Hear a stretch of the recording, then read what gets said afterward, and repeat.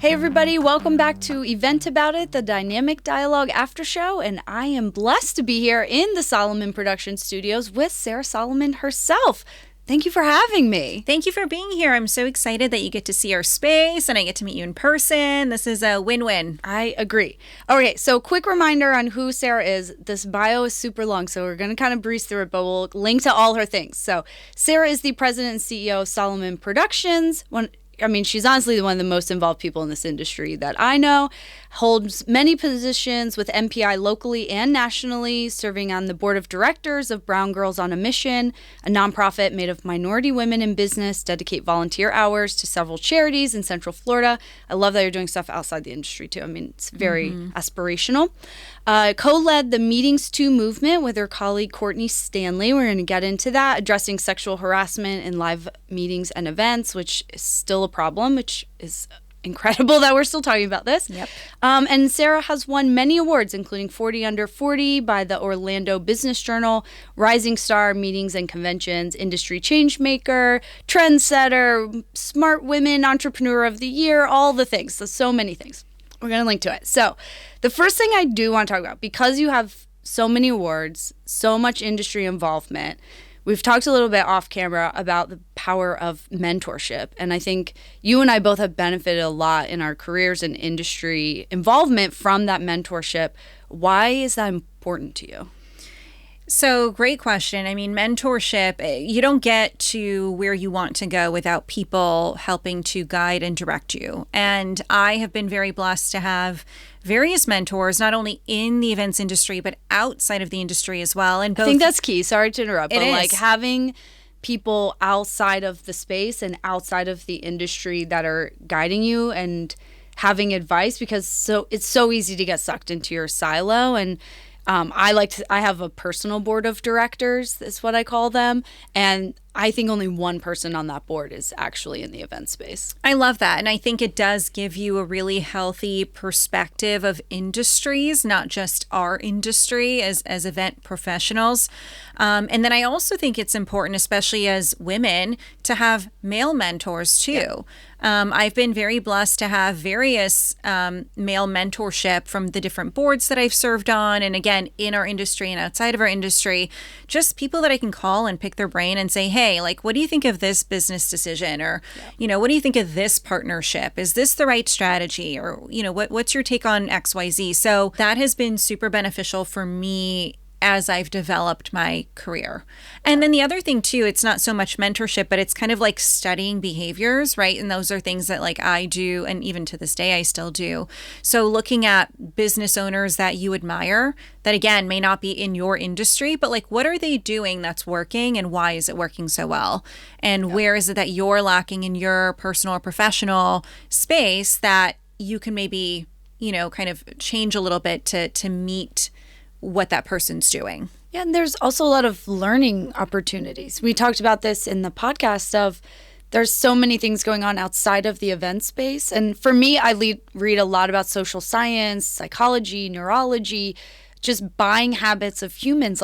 Why are things more expensive to place on the grocery store shelf at eye level versus top and bottom? How can we apply that in the events world, and how we're designing and laying out show flows and all the things? There's so much connecting the dots that I think people miss. And that's where I think mentorship is really important. Yep, absolutely. And where we also talked about this off camera, but the importance of finding a mentor. And I think for us, traditionally, we both got very involved in various industry organizations, PCMA myself, MPI for you, same, but different. But those models are kind of broken these days. The next generation, myself, I'm not a member of anything anymore. Where can people start to find a mentor? It's interesting because I never thought that we, would have a conversation like this as far as the value of an association and what membership really truly means. I think people are finding that membership model and that mentorship model online. I now more than ever really have a lot of younger folks reaching out that may be in school. So in our world, they may be coming from film school or, journalism or the events industry. Yeah. And they are looking for one-on-one mentorship, not necessarily to ask about, oh, tell me more about MPI or PCMA or any of these industry organizations, but tell me more about you and how you got to where you are today. So, I find it very interesting that kind of direct to mentor, I guess, for lack of a better term, is happening. And I see it happening more and more. Yeah. And the opportunity for us to schedule, even if someone lives in California and I'm in Florida, across the country, but to schedule a virtual coffee and to just pick my brain versus, hey, let me become a member of this and then meet you in, Las Vegas for this event. And then we'll do coffee. And then we'll, they just kind of cut to the chase where I think when we were really growing up in this industry, it was like, oh, well, I've got to be a member of this, that, and the other in order to feel like I'm relevant and to feel like I'm part of something. But I think that community is really happening in so many other ways. Yes. And I do think it's something that, moving forward, our industry associations really do need to perk up and be aware of. Yeah, I mean, there's Slack channels of communities of people popping up. There's LinkedIn groups. I mean, I work with a couple in a formal way, a couple of mentees all over the country that they just reached out to me, got an Instagram note, got a LinkedIn note, said, hey, can I meet? I have some questions. Would you mind spending 10 minutes with me? And that was years ago. I mean, one of them, I just helped her study and pass for her CMP exam in December. And we've been working together for a couple of years now and just love her. Shout out to Khadija. I love her. Yeah. And you know what else I'm seeing a lot of, which I think is super cool? Retreats. So people are planning their own mini retreats. So it's like, okay, hey, Sarah here, I'm planning a retreat in, I know of a retreat happening right now in Bali with, I'm sure, folks that we are both, friends with and know of. And I just think that's such a beautiful thing. It's a retreat for, a small group of, in this case, women. And they are in Bali and they are enjoying and, learning and kind of getting outside of their own comfort zones. And when you talk about value, if my budget for the year is going to go towards certain experiences, I really, as a business owner, for me to leave my business and my personal life to get on an airplane and go anywhere, I need to make sure that when I come back, the value is truly there. So when I'm looking at the budget and what I'm going to invest my value in, when you tell me a retreat in budget, Bali, but your time, time is money. Totally. Like, where do you want to walk away from your business for 5 days? To go do that, not just monetarily, but with your time. Absolutely. But you come back and you feel like, okay, everything was well spent, right? My money and my time was well spent.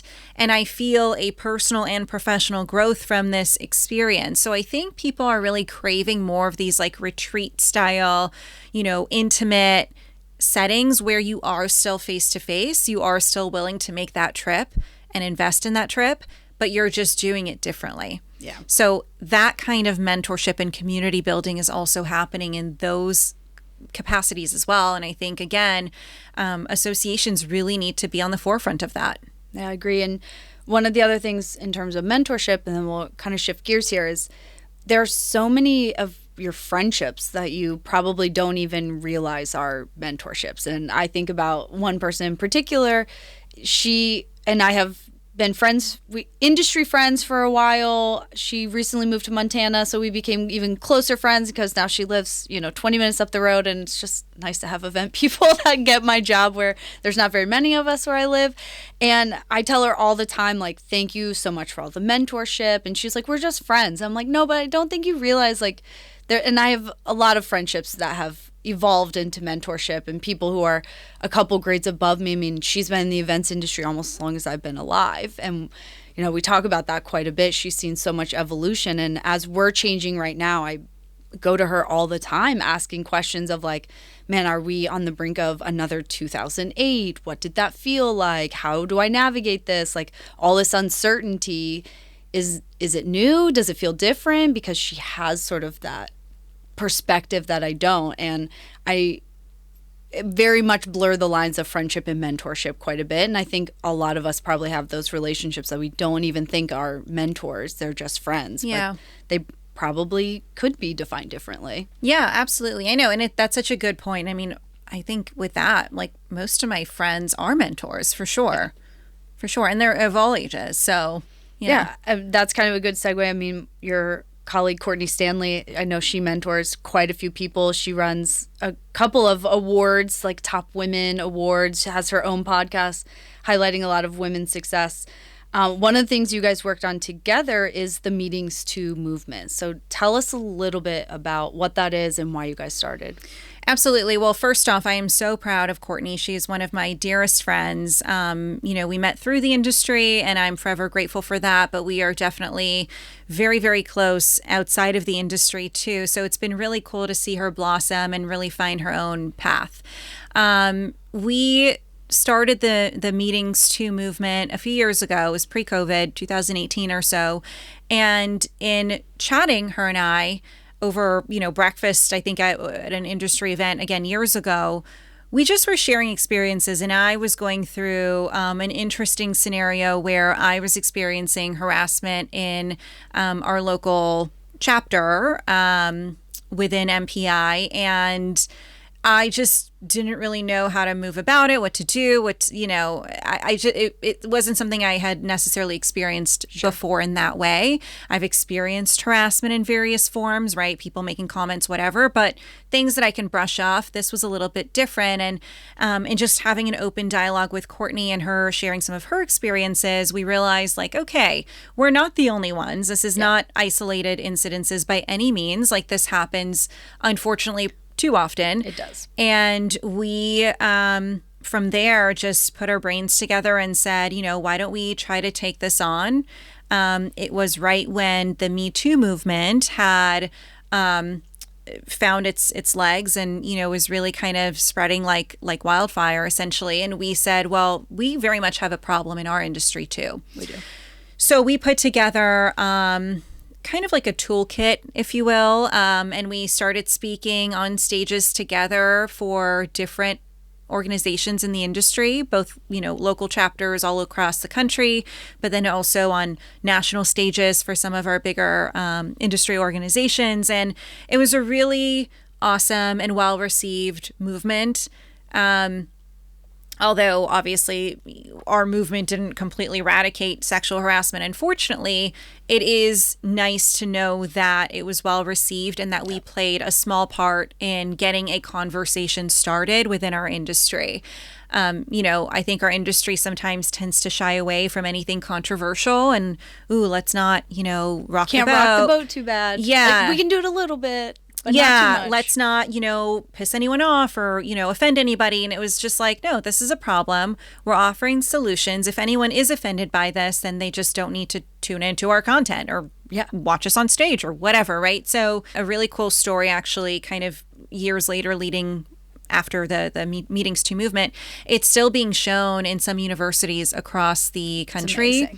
So it's funny because sometimes Courtney and I will get messages from students and on LinkedIn, and I think it's part of their assignment. So they'll watch our Meetings too. God bless these kids. They'll watch our Meetings too segments, and then I think they're tasked with either finding Courtney and or I on LinkedIn and sending us a note to say, hey, I watched this and these are my takeaways. So I love that. It's so fulfilling to know that these kids are learning this in school and that it truly is being added into the mindset and the psychology of people coming into our industry, that hey, this is a problem and here are ways for you to be aware of it as you step into our events world professionally and how to tackle it. Yeah. So, well, I was going to ask, is there one moment that made you be okay, we're actually making a difference? Is it the students reaching out that you're okay, this was all worth it? For sure, students reaching out, because it's been so many years since Courtney and I have shared the stage to talk about Meetings to. Initially, when we had first started the movement, it was all of the women coming up to us, and some men too, by the way, coming up to us afterwards to say, thank you so much for championing this effort and for having a voice and having the courage to talk about things that, again, are controversial and people don't want to address head on.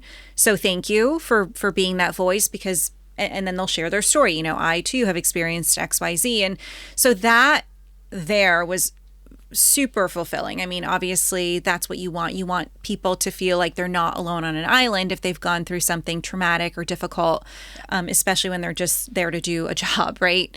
But now it's definitely knowing that what we started is in school curriculums. Like, that is really cool. That is very cool. Yeah, it hasn't really like sunk in totally, but it's really neat to see how these young kids are learning what we've put together. Yeah, that's amazing. And I think with the mocktail movement, I don't even think it's a movement. I mean, myself included, I don't really drink all that much anymore.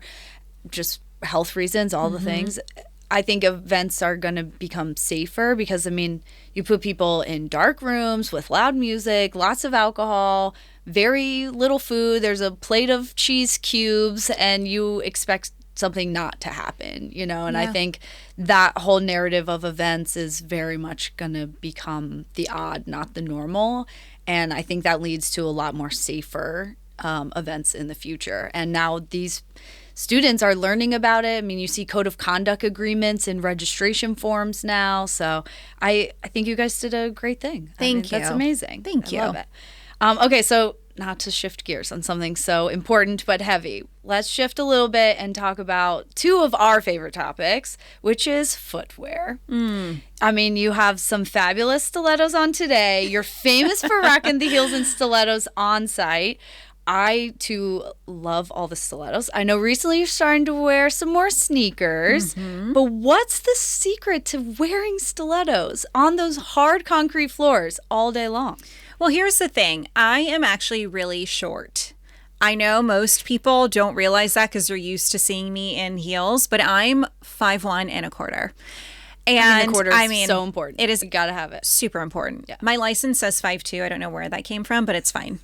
I'll take it. But I'm actually very short. So when I'm interviewing people, and this is kind of where it all stems from, right? Like when I'm interviewing people and I'm holding a microphone up, I look like I'm 12 if I don't have any heels on. Like Simone Biles next to Shaq, yeah, right? exactly. Right. And like my team, like obviously they're all much taller than me. They're holding and then someone's and the editing, I didn't even think about like a camera shot if you're a foot shorter than everybody they're else. Looking down. Yeah.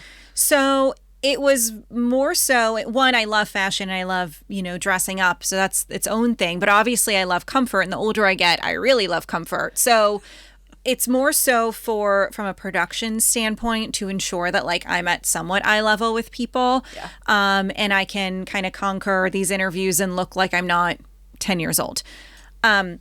But of course, like you said, I've been starting to wear a lot more sneakers, especially when I travel. Obviously, yes. I'm, very comfortable. I love a good, two-piece set with some nice sneakers on. But I don't think I will ever give up my stilettos on shows. I think it's definitely part of my brand, but it's part of my brand for a reason. It's just something that I enjoy. Like I'm always dressed up, so... I wouldn't say I'm always dressed up, but I love a good shoe. Like I'll be casual everywhere else, but a pop of a shoe is, I love them. It's probably the only fashion area I invest money in. Yeah. It's quite shoes. The problem. My shoe closet is quite the problem. Same. Same in my house. Do you have a favorite brand that kills it on site? Like, this brand you can always wear for like a solid 8 to 10 hours. So I will say Sam Edelman has some really cute heels, and they're affordable and they're comfortable. They are. I have lots of other brands that I think are beautiful, but they are not very comfortable on site. I got influenced hardcore on Instagram and ordered Cozy Island. Oh. I'm not lying. Like, literally got influenced. They put ads on all pages. Like, every other thing I saw was Cozy Island. So I finally broke down, ordered a pair. Game changer. Like, really? Amazing. I'm going to order more pairs now. Like, okay. I was in Boston at a show a couple months ago, probably 12 hours. Right out of the box, didn't break them in, just put them on, 12 hours, no blisters, no tired feet. They were amazing. And that's the thing, like shoe brands don't realize how huge the event professional market is. There's so much conversation online about shoes and what planners are wearing. Exactly. Yeah. Cozy Island. Cozy Island. Okay, good to know. I mean, you order them before tariffs kick in because they came. Yeah. It took like 3 weeks to get them because they came straight from China. So Okay. keep that in mind. Yeah, I don't know if good the to know. price Good to went know. up or not. Yeah, good to They know. might cost more now. They're going to cost as much as the Christian Louboutins now. Yeah. Maybe. They might. They might. The other shoes that I want to try coming up, Sarah Blakely came out with her new shoe line, Sneaks. Mm-hmm.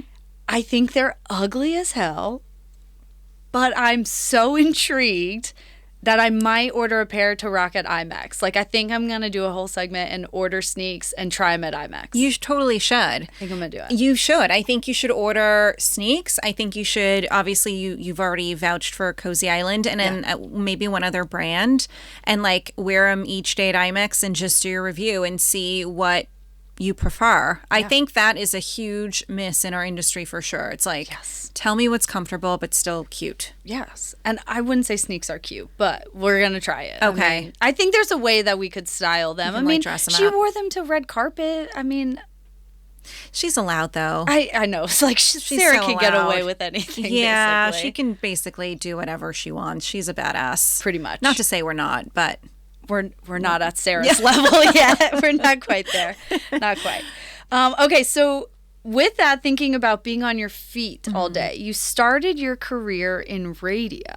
I don't think a lot of people know that. Where did you make the shift from radio into event production? And what's something you learned and took from the radio when you went into the events world?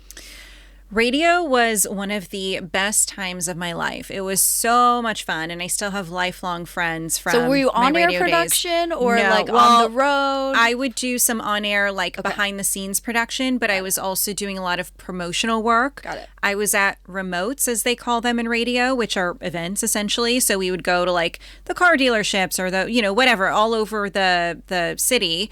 But then we would also be very involved in the station that I worked for at the time was one of the biggest stations in town. So we did a lot of like concerts and festivals and comedy shows and really, really cool stuff. So I already kind of had my foot in events, just in a very different way. It wasn't our traditional like corporate events.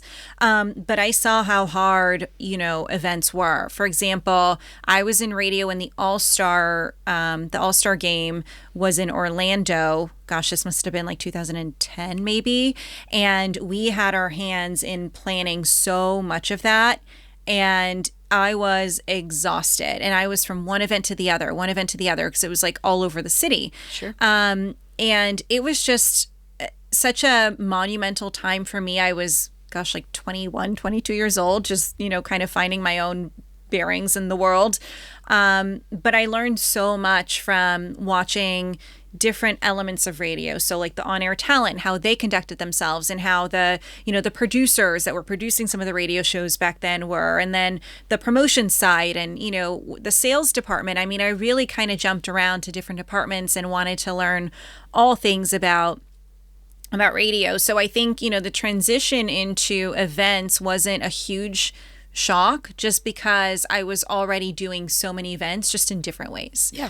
I wasn't necessarily doing the production at the events, but we were very much like capturing the moments, right? Yeah. Because that's what you do in radio. Exactly. So it was such a fun time, and it makes me sad that radio isn't what it used to be.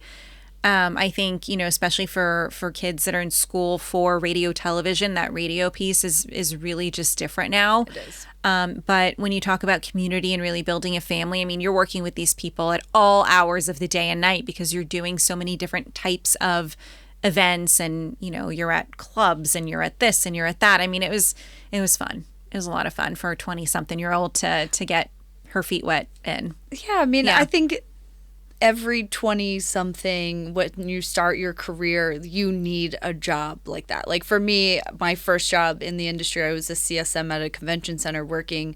We weren't allowed to cross-share events, so I might have had a breakfast loading in at 4 a.m. for a 7 o'clock start time, and then Expo was moving in from 4 to 10, that evening. Like, there's just something about the grind, and I think you said getting your feet wet in a lot of different areas, because in your 20s you should be curious. Like, we're still figuring out what do you want to do, who you want to be, like what interests you. And so I love that. Knowing what you do now, is there any part of that you took from radio? I think so. I think the storytelling piece for sure. I mean, think about it. Radio, if you're an on-air talent, you're behind the microphone. No one sees you. Yeah. So to build a personality with no facial recognition, and then to then go on site and be around people and kind of ensure that they understand, like, oh no, I'm the person that was behind the microphone that you hear every morning on your drive to work. Like, that right there is such a cool way to storytell. Yeah. You know what I mean? Like, you're a personality, a true personality, not just on camera, but like your voice is the personality. And I think I really learned and I observed how a lot of our talent at the time was so good with people and being able to storytell in 30 seconds on an on-air spot, but then in person really kind of being personable and ensuring that their way of communicating with the public and the fans, right, was listeners essentially, was in a way that was compelling and a really good story. Yeah. You're a personality. If you're running a business, you are a personality, right? You are. And you have to ensure that your clients understand your story. So that to me was kind of always in the back of my brain, and still is, when I'm working with different people, to ensure that they understand like who Sarah is as a person. And I'm not just like a business owner. I'm not just like the person behind the radio voice. Like, there is more. Thinking about that, the founding story of Soliman Productions, it comes out of, somewhat of, I think we've all been there, myself included, some bad breakups. Mm-hmm. Professional breakups are sometimes, I find, even harder than like romantic, because there's so much personal that goes into that. And so obviously you can share as much as you want about the bad breakup. We're going to get into like how to navigate some of that. But how did you leverage that to then come to here? Because I think, at least for me, when I think back on some of those professional breakups, I'm almost grateful they happen now, because I wouldn't be where I am now. Soliman Productions obviously wouldn't be here if that hadn't happened. Mm-hmm. I mean, it probably would have, but it kind of accelerated that timeline for you to get where you are. So walk us through like that moment of like, I know my worth. This isn't the place for me. I'm going to branch out and do my own thing. Yeah, that was a really interesting time in my life. So ironically, Megan, I never wanted to own a business. Like, I think if that professional breakup never happened, I don't know that Soliman Productions would have, because I was never the person that was like, I want to have my own business and I want to do this. Like, I was totally good with being an employee. I work really hard. I've always treated every company that I've worked for as if it were my own, to the point where people thought it was mine, right? So it was never really in the cards for me, if it were up to me, to start my own business. Soliman Productions was really born out of a place where I started to feel very unhappy in my place of work at the time. And unhappy or unfulfilled? Well, I was actually just unhappy. I think fulfilled, okay. I was fine, because I worked with really great people. And I'm not the type of person that's like, oh, I need more. Like, I'm good. Like, I'm always, I love to work. You could put me anywhere and I'll do the job. I love to work. That's not the issue. It's just, I need to also be happy. Like, I need to feel like I'm appreciated and that I'm happy. And I felt like leadership at the time was not treating its people, the way that they could have been and should have been. And I was tolerating that for so long and so long and so long. And I was also like the longest standing employee at the time. So if I was feeling that way, I can only imagine what other people were feeling.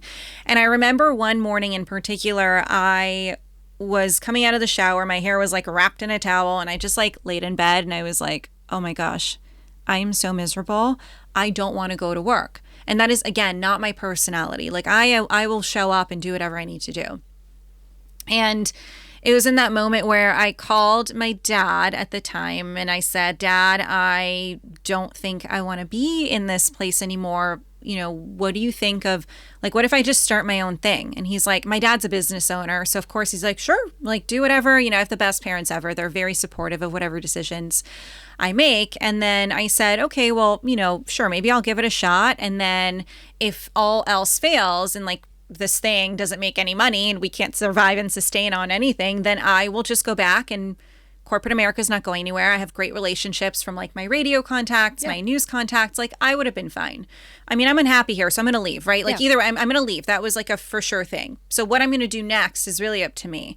So that's when, you know, things started to roll with Soliman Productions. And then all of a sudden I was getting phone calls, like my phone was ringing from industry organizations that were like, where are you going? Like, we need you at our show. And I'm like, well, I'm not there anymore, whatever. So then they would just hire me to do things for them at events, like whether it was produce or content or be an on-camera talent or whatever it was. So Soliman Productions really started to like open up a little bit more back into events because of relationships that I just had established with people, you know, in the industry. Of course, that came with a lot of backlash. And that carried out for probably like 8 out of the 10 years that we've been in business. I mean, we're 10 years later, we're still talking about it. So it hasn't completely gone away. It hasn't. But, you know, I'm grateful for all 10-ish years of drama. And it taught me a lot about myself. I feel like I definitely can turn the other cheek. And I am very motivated by a good challenge and by people just being negative or, you know, speaking ill or making up rumors or whatever it is. Like, nothing phases me. So I just have always kept on my trajectory and my goal is in mind. And, you know, I'm on this path and I'm not going to allow anything to deter my mindset and live in this space that I purposely took myself out of. So, you know, it was a very interesting, I went through a lot of like embarrassing, you know, public moments where people were trying to humiliate me in public in front of other professionals in our industry. And it kind of worked in my benefit because the way that I react to that or my lack thereof says everything anyone needs to know.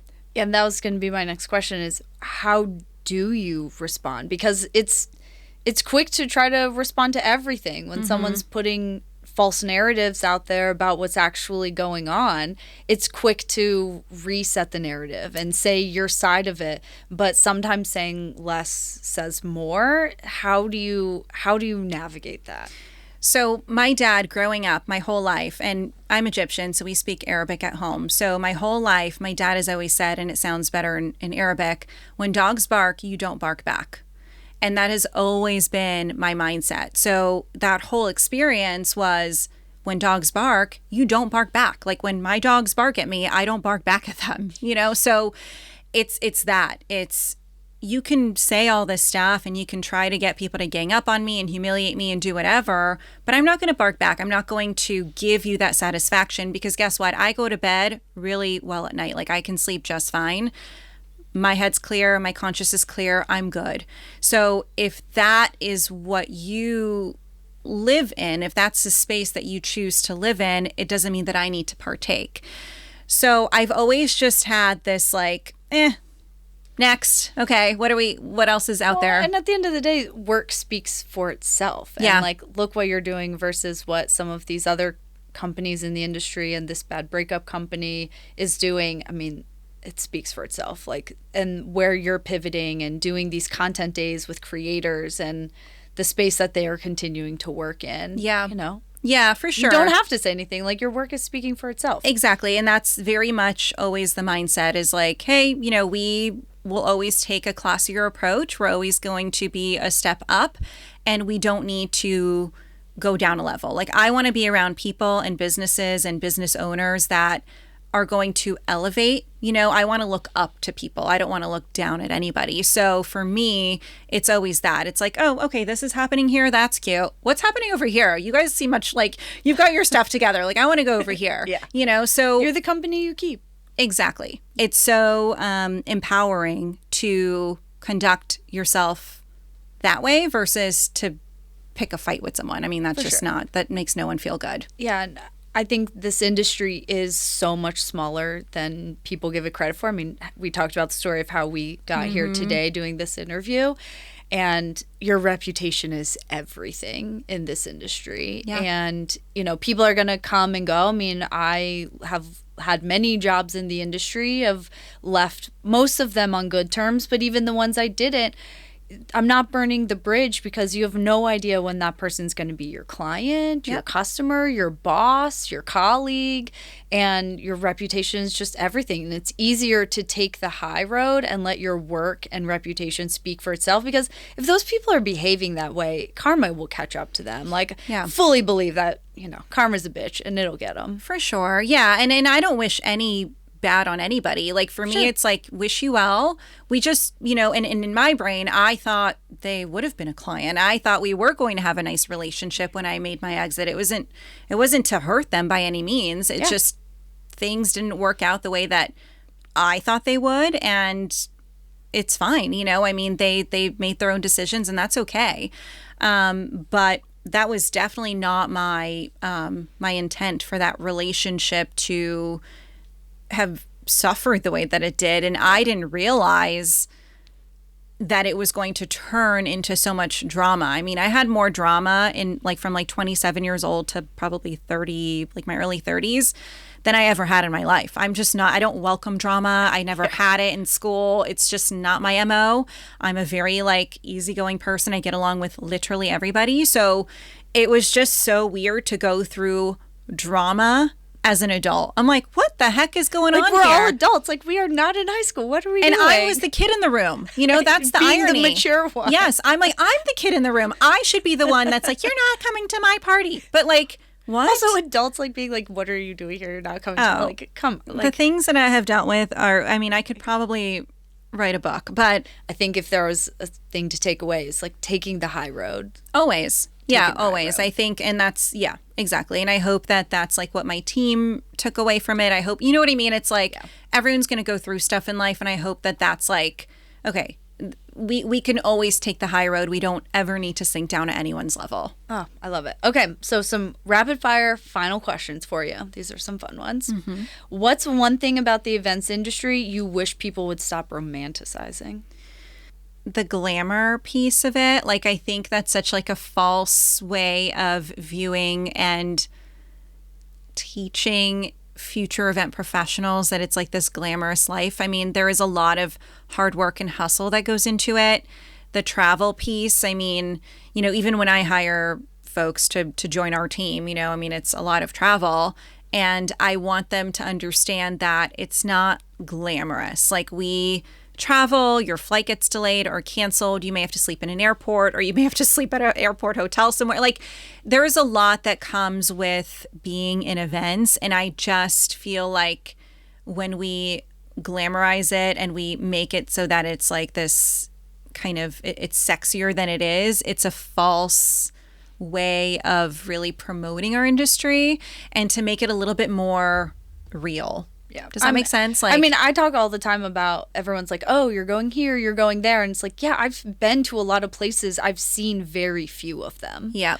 Because I'm from the hotel room to the center, from the hotel room to a ballroom. There are some cities I've been to and I've never left the hotel. I couldn't tell you anything about that city. Yeah. And I actually love that example because I think we do that a lot. And on everyone's Instagram, TikTok, whatever, it's the highlight reel. They don't see us in a show office till 2 a.m. rewriting show flows because the executive had this spur of inspiration over a bourbon at dinner and was like, it would be a great idea for tomorrow at 7 a.m. Make that happen for me.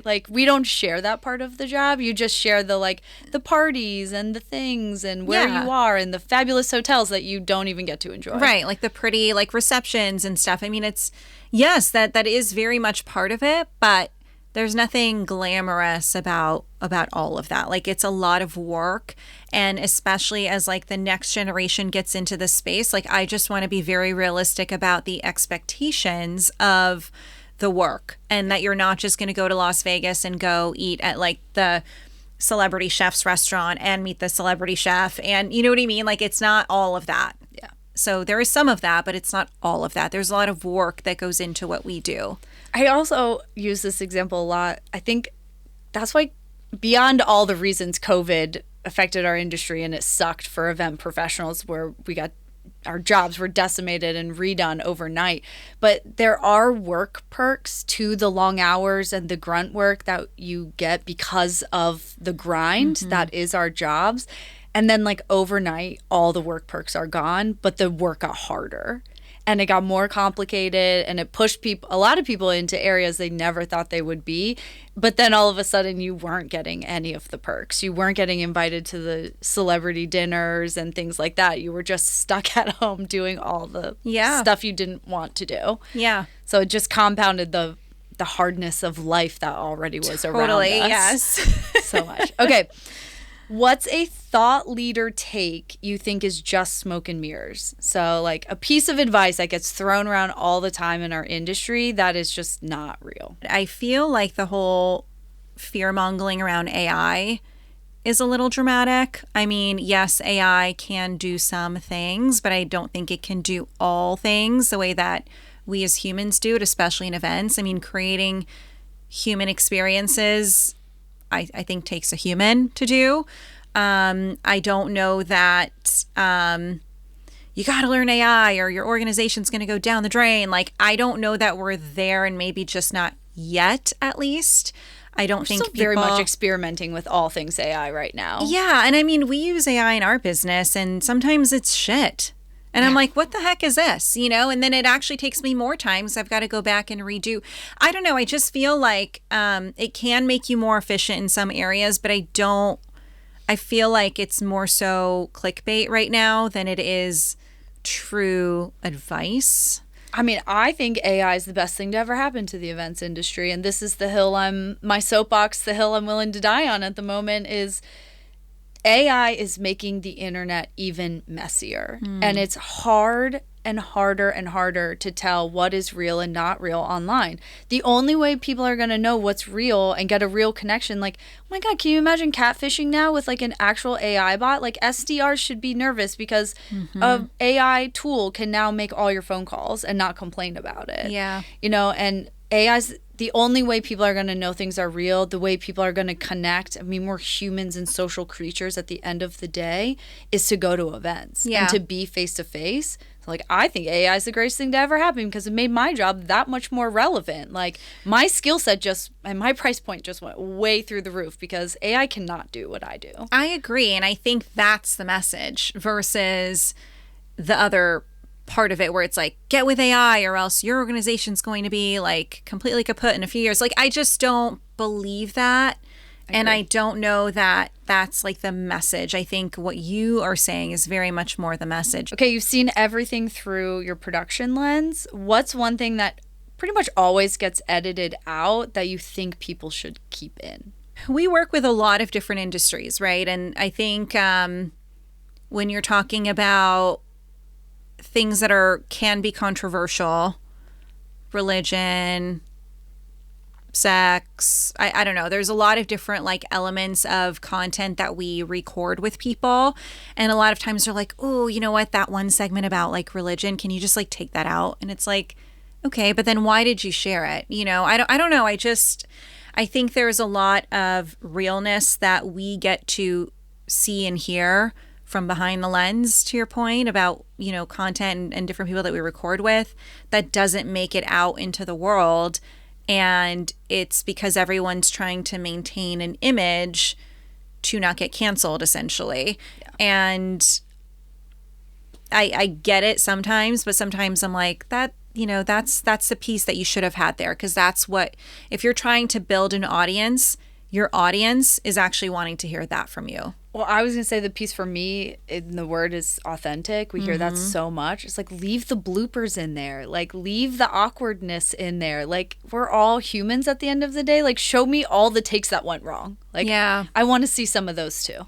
Especially, you know, when we relate it back to our industry, like our executives, right, that work for all of these big companies and stuff. I mean, even when you're looking to attract talent internally, talent wants to see that. They don't want to see like the polished, you know, buttoned up person. Like, they know that person exists and they have to exist. But who are you as a human? Like, humanize yourself. Yeah. And yeah, if it's making a funny joke or that blooper or you cussed and you were like, oh shit, let's do that again. Like, that's the kind of stuff that people are like, ooh, this person seems really cool to work for. Like we want in on that. So it's good for both your internal marketing, but obviously your external too. I think, yeah, people talk about being authentic, but I think there's a lot of course, editing that we see very often in our world. I mean, everybody wants it so polished and perfect before they put it out on the internet. And I don't know, I'm just much more of the like, all right, we're going to do it and we're going to put it out there and see what happens. Exactly. Like, it doesn't have to be so perfect all the time. Yeah, and this is a super silly example, but I joke around a lot on Instagram with my fiance Sanjay, and he's always historically been like the cool guy, very like, oh, I don't want anyone to make fun of me, and everyone just like bows down to him. He's like so cool, And then here I come along and I'm like, I mean, I'm pretty friggin' cool, obviously, but like I'm more of a jokester. I'm okay with making fun of myself, making fun of him. So I poke fun at him and people love it. I'm sure. And they tell him, they're like, it's cool that Sarah's brought out this like side of you that you've never had before. Like you're sillier, you're goofier, and it's made him more human. And I'm like, see, that right there draws more business your way. It draws more people. Like it makes you a real person versus like this, guy that you were trying to be. So I don't know. When we take that and we look at what content works online versus what doesn't, that's the stuff that works. But also just thinking about the stuff we consume. It's not the I mean, for crying out loud, Secret Lives of Mormon Wives, they're all train wrecks and I watch every episode. Right. And I rot my brain every time. But like they're unapologetically authentic with their crazy. Yeah. I mean, and people love it.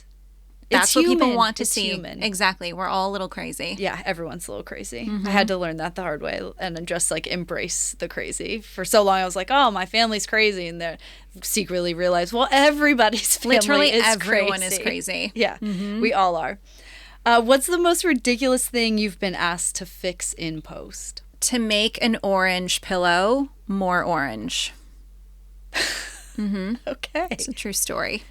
And the pillow was in the background of a shot. So it's like if you and I are sitting here and then there's like some random chair and like far yonder in the shot and there was an orange pillow on it and they wanted the pillow to be more orange. Well, that's At like 8 p.m. on show site. That's a very specific. Yeah. Wow. Okay. Not worth it. Not worth it. What's something everyone thinks makes for great content, but is actually a total snooze? An award show. I'm kidding. Yeah, literally an award show. No, I would say, definitely just like talking head videos. It's just like, a CEO talking for like 20 minutes about whatever. There's no meat and potatoes to it. It's just like the person speaking. I mean, people are still doing that, and they're doing that on Zoom, like virtually, which makes it even worse. So there's no like B-roll added, there's no music, it's just like dry content, and I just that's never gonna fly. Yeah, no, that is total snooze fest. If someone wrote you a blank check to create your own event, what wouldn't be allowed through the door? I would probably say like seating and furniture is like really important, I think, in creating an experience. So no rounds, no hotel chairs, no fluorescent lights. Like I would create my own like dynamic space and work with cool lighting, like LEDs, like just cool lighting, and also have like furniture that speaks to more of like a lounge vibe, something that when you walk in, you just have more of that wow factor than like, oh, great, I'm at another ballroom with rounds and stale chairs and the same kind of setup. So I think just like my overall setup would be different. Okay. There's always chatter about like the events industry needs a reality show. And I think the reality competition show could be that. Like you get this blank ballroom space. Yes. And then you have to work with a team and like transform probably it. have like objectives or something that you have to meet, and then like it gets judged by attendees, or like then you just like open the event and like whoever spends the most time in your room or something. Yeah, I would love that. I mean, I went to a Christmas party this past year and it was in a ballroom, But wow. I mean, and obviously, again, budget is always a thing, but you can find sponsors people want to throw money at you. They just have to give them a reason to. Yes. They don't want to sponsor the same crap over and over again. I'm not putting my logo on a sign anymore. Exactly. Like, no, thank you. But he completely, I mean, the whole room was draped, like every single piece of it. And it was like this beautiful green drape. And the seating was gorgeous. And they had like, palm trees that they brought in. I mean, the way it was just done. And I was just thinking the whole time, I'm like, wow, if we would only do this for a conference, like how much longer could you keep people in the room? Yeah. And how much better would the dialogue be for your attendees? Just like the whole design of the event in this case was gorgeous. And all I could think about was, I don't want to go anywhere. And not because there's like free booze, but like because it's a cool you had a vibe. place. You were there. Yeah, like I felt like I was not in a ballroom. It was really well done. And that's what I would love to see event organizers do I don't think we touch enough of all the senses when we think about design. And like you're talking about the video when we were talking about the award shows and like pulling that emotion. Yeah. Some of that emotion starts the moment you walk in the room. Like if the room is set different, your brain immediately starts thinking, well, exactly. Why did they do this? I wonder what's about to happen. We're not just in a theater. We're not just in banquet rounds. Like when's the last time you walked into a fully draped room? You know what I mean? Gosh. Like not just the wall-to-wall drape, but like true wall-to-wall, like around the room, and not black drape, but like, just something to give you, it's so simple, but it gives you such a wow factor. Yeah. And then to be able to work with lighting with that kind of drape. I mean, there's just so much that can be done. For not even that much money. I think that's like, especially with lighting too, thinking about uplighting and gobos. And it's so easy to set a mood with a limited budget just in lighting. Yeah, it really is. So, okay, last question. If your event footage had a blooper reel, what moment would definitely make the cut? We have so many moments in travel, like with myself and my team, that would all make the cut. I don't even know that I could pick one. Like it's always a hot mess, Okay, talk about authentic. Here we go. So my chin, you can zoom in. It's fine, Rachel. It's fine. So I have like this little crease right here. And every time, when you're at events, you're just like rushing, you're eating sandwiches, you're trying to like stuff food down your face and you're on the go. Yeah. So you have like 5 seconds to eat a whole meal. Exactly. So I was eating a sandwich, as I tend to do on show site because it's fast and easy. And I always get lipstick like right over here.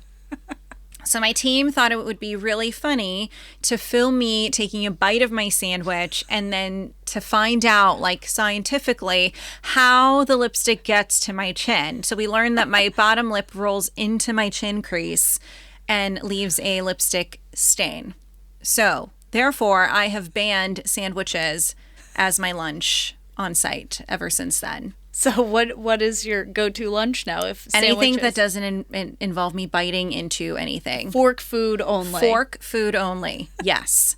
Salads. I could do a little pasta. I could do some chicken. I could do just no sandwich. Yes, because my team is always watching and there's always some kind of a camera rolling and yes. Can only imagine the text now back and forth of like, oh, there goes Sarah again. Yeah, with exactly. Yeah, I am not to eat sandwiches or anything that my lip would roll over into my chin crease. Oh, I love it. Thank you. Thank you for all of the dynamic dialogue. It was an absolute pleasure to be here with you. I think there's so many great takeaways that we've covered in the last hour or so that we've been here, and just can't wait for so many people to learn from you and all the things. Where can people find you?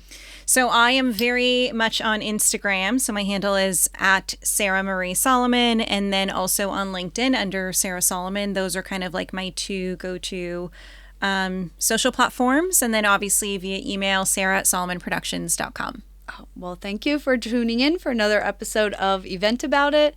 Keep laughing, keep growing, and definitely keep eventing about it.